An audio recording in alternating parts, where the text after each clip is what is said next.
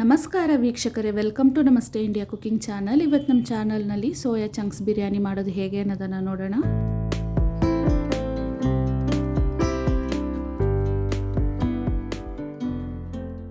ಮೊದಲಿಗೆ ಒಂದು ಪಾತ್ರೆಯಲ್ಲಿ ನೀರನ್ನು ಕುದಿಯೋಕ್ಕಿಟ್ಟಿದ್ದೀನಿ. ಇದರಲ್ಲಿ ಇವಾಗ 75 ಗ್ರಾಮ್ ಅಷ್ಟು ಸೋಯಾ ಚಂಕ್ಸನ್ನು ಹಾಕ್ತಾ ಇದ್ದೀನಿ.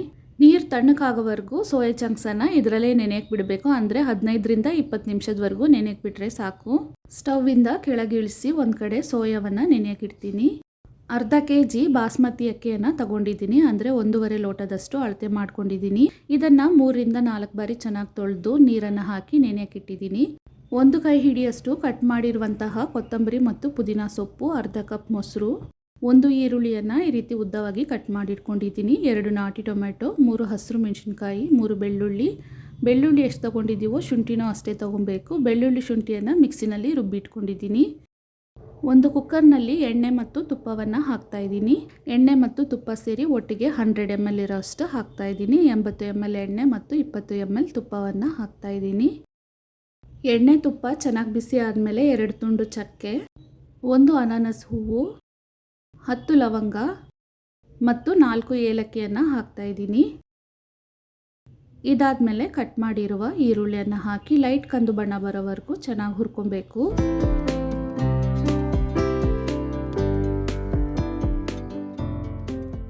ಒಂದು ಟೀ ಸ್ಪೂನಷ್ಟು ಕಸೂರಿ ಮೇಥಿಯನ್ನು ಹಾಕ್ತಾಯಿದ್ದೀನಿ.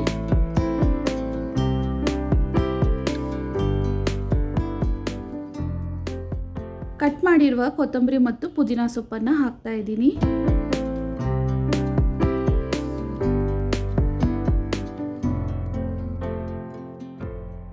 ಸ್ವಲ್ಪ ಬಾಡ್ಸಾದ್ಮೇಲೆ ರುಬ್ಬಿರುವ ಶುಂಠಿ ಬೆಳ್ಳುಳ್ಳಿಯನ್ನು ಹಾಕ್ತಾ ಇದ್ದೀನಿ.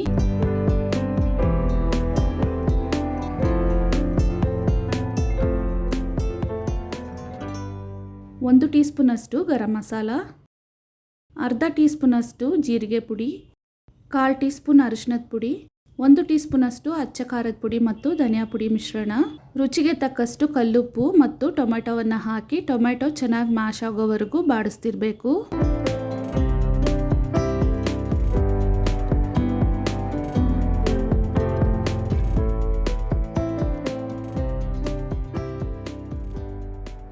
ಇವಾಗ ಅರ್ಧ ಕಪ್ ಮೊಸರು ಮತ್ತು 3 ಹಸಿರು ಮೆಣಸಿನ್ಕಾಯನ್ನು ಹಾಕಿ 1 ನಿಮಿಷದವರೆಗೂ ಇದನ್ನು ಬಾಡಿಸ್ಕೊಬೇಕು.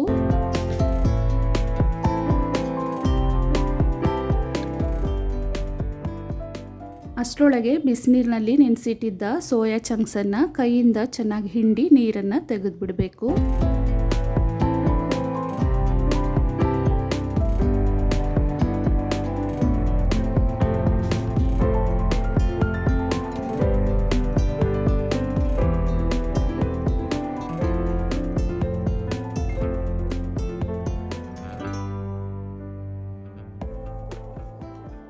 ಇವಾಗ ಸೋಯಾ ಚಂಕ್ಸನ್ನು ಮಸಾಲೆಯಲ್ಲಿ ಹಾಕಿ 2ರಿಂದ 3 ನಿಮಿಷದವರೆಗೂ ಇದನ್ನು ಬಾಡಿಸ್ಕೊಬೇಕು.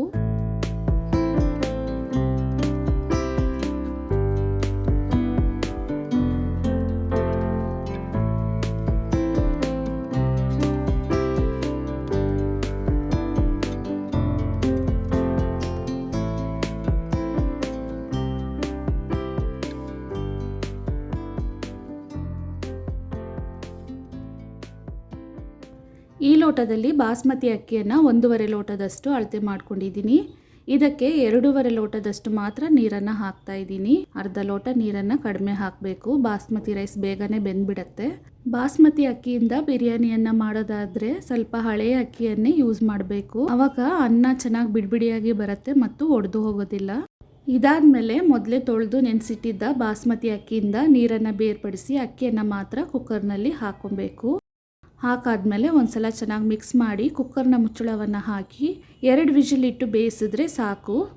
ಇದೇ ನಾವು ಸೋನಾ ಮಸೂರಿಯಲ್ಲಿ ಬಿರಿಯಾನಿ ಮಾಡೋದಾದರೆ 3 ವಿಜಿಲ್ ಇಟ್ಟು ಅಕ್ಕಿಯನ್ನು ಚೆನ್ನಾಗಿ ಬೇಯಿಸ್ಕೊಬೇಕು.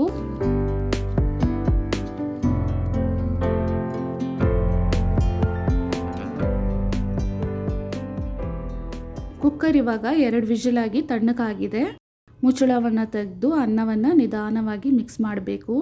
ಬಿಸಿಯಾಗಿರಬೇಕಾದ್ರೆ ಜಾಸ್ತಿ ಏನು ಮಿಕ್ಸ್ ಮಾಡೋದು ಬೇಡ, ಅನ್ನ ಒಡೆದೋಗುತ್ತೆ. ಸ್ವಲ್ಪ ತಣ್ಣಗಾದ್ಮೇಲೆ ಚೆನ್ನಾಗಿ ಮಿಕ್ಸ್ ಮಾಡ್ಕೊಬೇಕು. ಇವಾಗ ನೋಡಿ ಅನ್ನವನ್ನ ಮಸಾಲೆ ಜೊತೆಗೆ ಚೆನ್ನಾಗಿ ಮಿಕ್ಸ್ ಮಾಡಾಗಿದೆ. ಇದನ್ನ ಮೊಸರು ಬಜ್ಜಿ ಜೊತೆಗೆ ತಗೊಳಕ್ಕೆ ತುಂಬಾ ಟೇಸ್ಟಿ ಆಗಿರುತ್ತೆ. ವೀಕ್ಷಕರೇ, ಈ ವಿಡಿಯೋ ನಿಮ್ಗೆ ಇಷ್ಟ ಆಗಿದ್ದರೆ ನಮ್ಮ ಚಾನಲ್ ಅನ್ನ ಲೈಕ್ ಮಾಡಿ, ಸಬ್ಸ್ಕ್ರೈಬ್ ಮಾಡೋದನ್ನ ಮರೆಯಬೇಡಿ. ಧನ್ಯವಾದಗಳು.